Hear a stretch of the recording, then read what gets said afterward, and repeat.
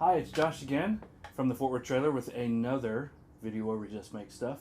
Today we are going to get near the end and hopefully finish off our strong arm, our Nerf Strong-arm cosplay modification project. Today we are going to put the weathering on, put the dirt and the grime, and make it look like it's seen a few battles. And in this particular case, we are also going to inscribe some names in the barrel, and that is specific for this character. I could do this gun without the names and it could just be a cool piece, but for this this customer wants it for a specific cosplay, so we're going to do that and then weather those to make them look good, and then really it's ready to be packed up and shipped. So let's get started.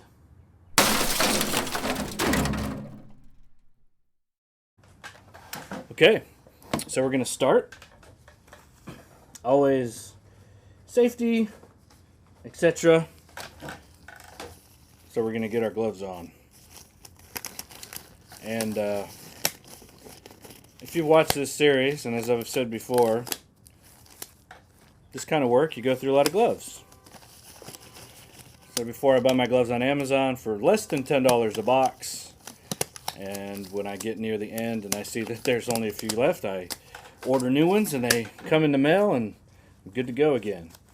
So our gun is all together. It's been assembled.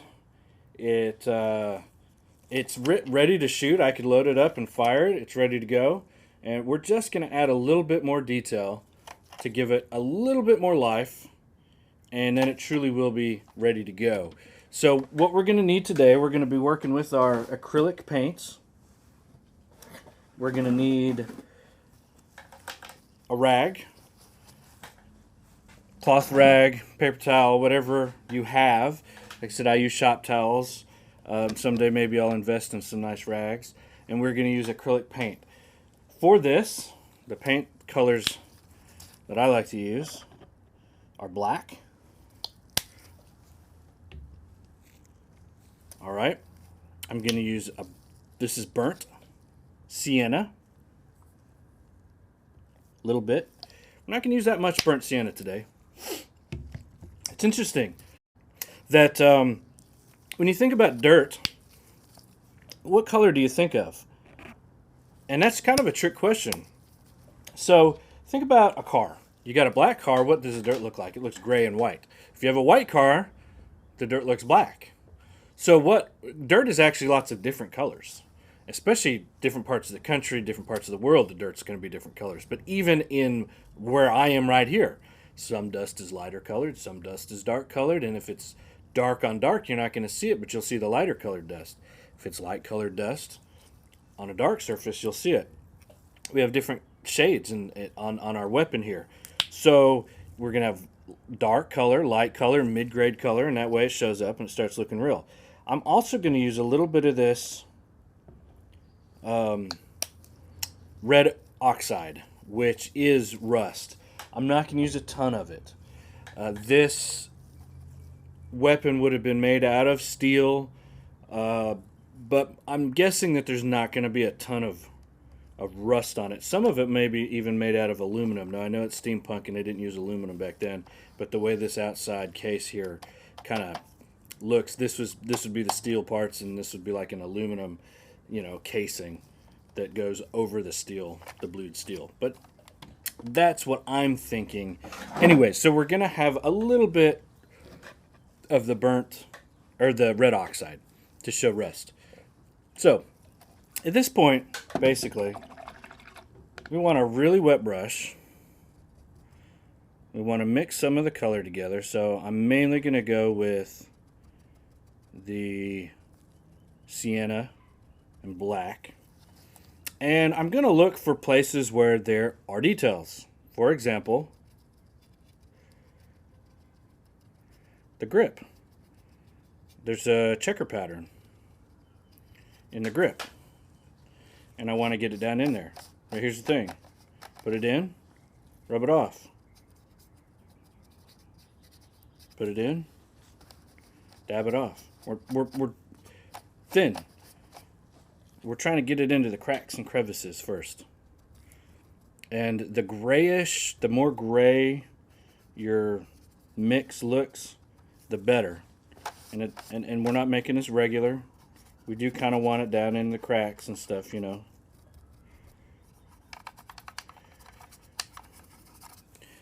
You notice that, especially on the wax, that your really wet solution is going to beat up at first. But once you get a coat down, the next coat sticks a lot better. Maybe add a little bit of rust in. At this point, you know, it's kind of artistic license. This has a lot more detail.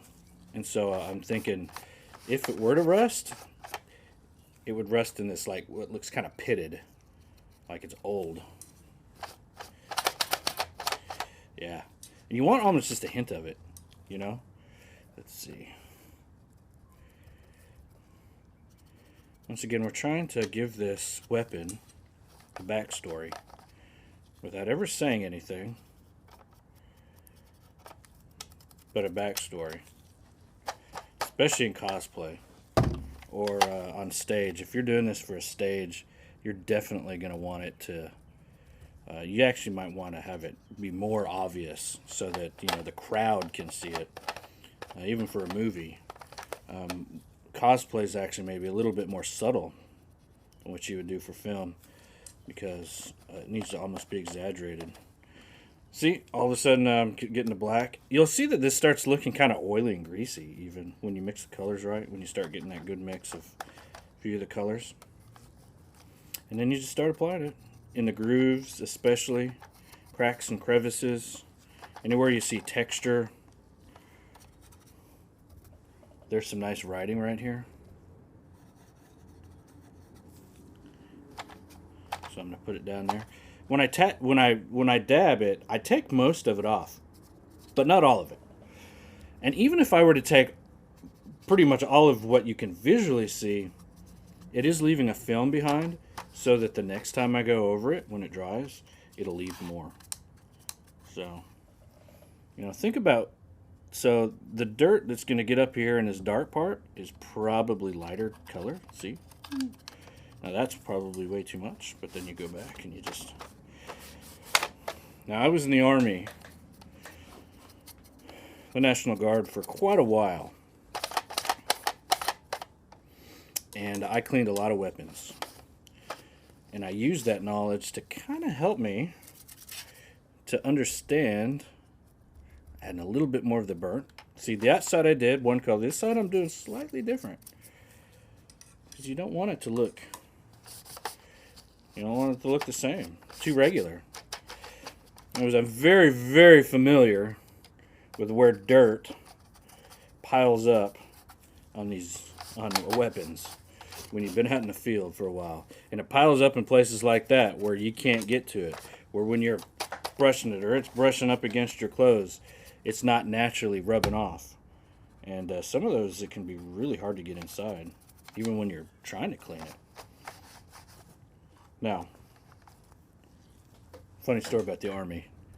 There are two armies. There's a peacetime army and there's a wartime army. And they really have two different goals. Peacetime army, its goal is to, yes, train the soldiers, but keep the soldiers occupied. So you are full of, you know, that's where all the discipline comes from. You know, shining your boots and all that stuff that really has nothing to do with combat, nothing to do with training, but it keeps you busy. And then there's wartime army. And wartime army is a whole different thing. You've got, all of a sudden, it doesn't matter how shiny your boots are. It matters how skillful you are. You know, how tactical and how deadly you are. How brave you are. Those kinds of things that all of a sudden have nothing to do with shining your shoes. So, anyways, that comes down to it. When you're in garrison, they call it, when you're back on the base, when you're in the U.S., peacetime, yeah, you gotta get toothpicks out. And I'm telling you, you gotta get down into every groove and clean every piece of dust out of these things. And then when you're in a wartime, man, as long as you clean out the inside, because the outside's just cosmetic, as long as the insides work, you're golden. You don't waste time cleaning the outside. So some of those weapons end up looking pretty raunchy on the outside. But I guarantee on the inside they're spotless. That's the business end. So, anyways, as I go, I change the color mixture. Some of it's a little darker. See, this is real dark that I'm putting on right now. Go back and add maybe some of the lighter color back in.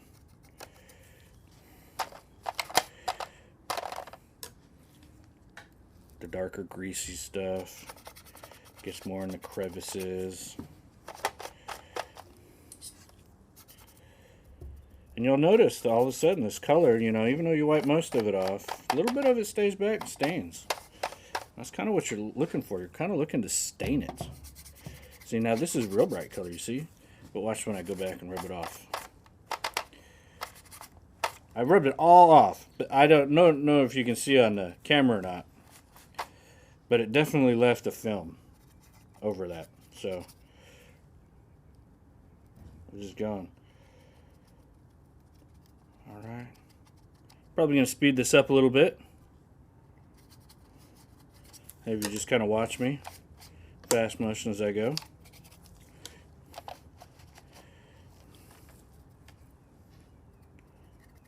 If you have any specific questions, leave them in comments below.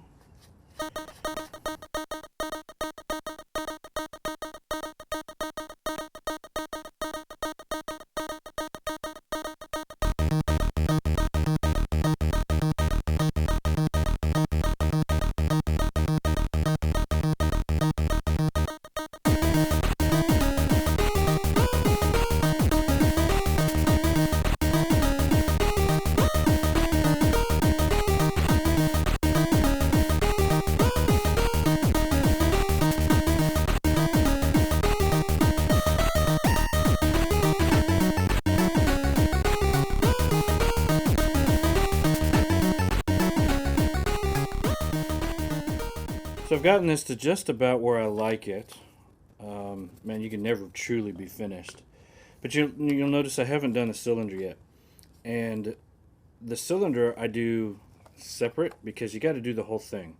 And so I'm a little bit more careful with that. And you got to decide which way it's going to go. So first off, we're just putting grime in all of the crevices. So, you put a little bit on. I like to make the paint just look like this oily, goopy gunk and spread it on like it's dirty. And cock it and fire it. In this case, not every Nerf gun is going to be like this, but this one, yes.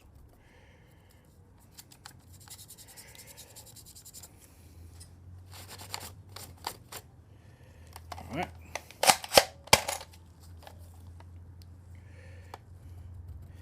Metal actually has a grain to it. And it's interesting because, you know, the grain on this and a real piece could run this way or this way. And so you kind of have to artificially create that.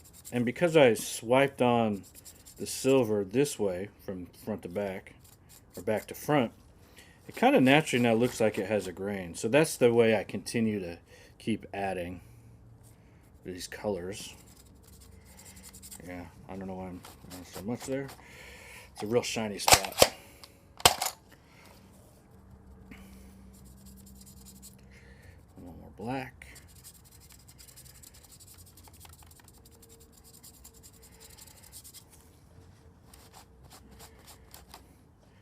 Leave a little bit more on.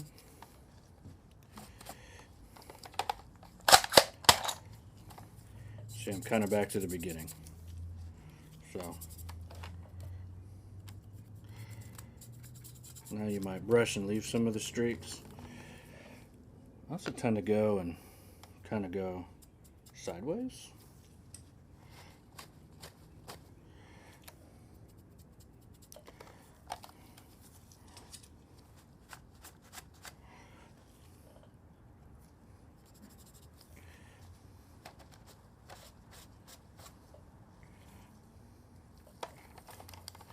Now you'll notice, because I'm doing these separate, that the cylinder ends up looking different. I mean, it's going to have different colors on it. It's not going to match perfectly this part. And that's kind of cool too. That's okay. I think it makes it look real, that they aren't exactly the same. That maybe they aren't made out of exactly the same material.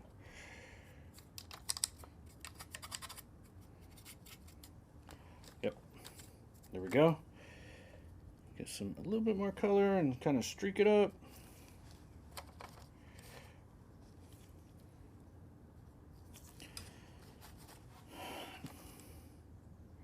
Another thing I like to do, not on this so much, but go and kind of put black on these edges. Just on the edges. And this is not so wet. In fact, my brush is a little wetter there than it needs to be. More of a dry brush. Yeah, it doesn't work so well. Where we're going to really do this is on the handle. And this is kind of important. So what you're doing is, on all of these edges, we're going to where, not totally regular, we're putting black. See?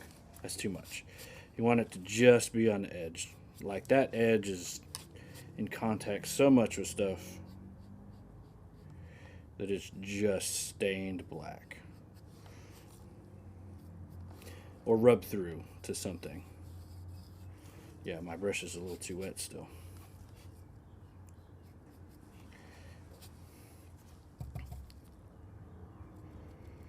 Yeah.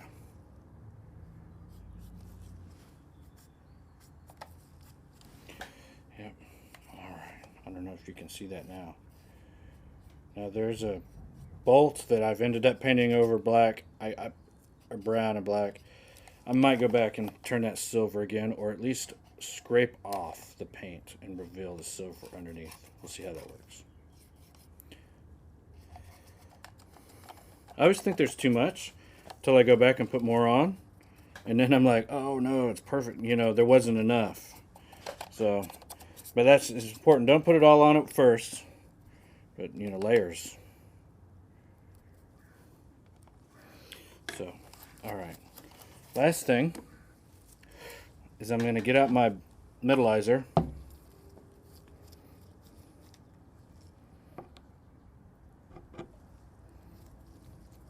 Just a little teeny bit. And I'm going to go back over some of these areas. Like, this is got to be real careful, but... see, I messed it up.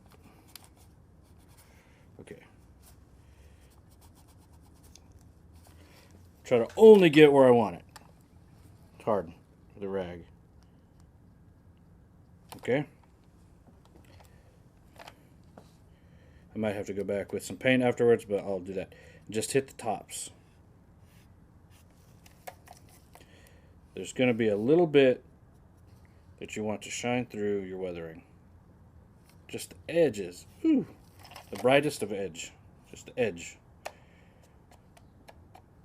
To show through that weathering.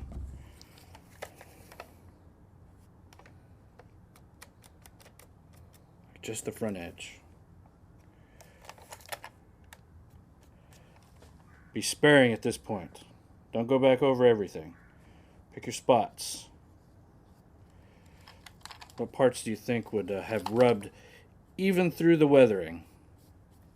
Even through the dirt, you know?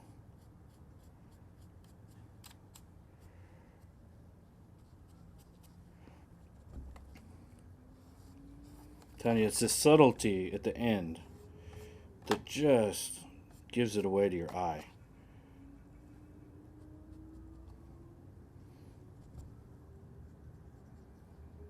That it's real dirt and it's not just Okay. Sorry, not talking a lot in this episode. A lot of concentration. For example, the bottom here. That's going to get scuffed more than any other spot in the front. So they're the brightest.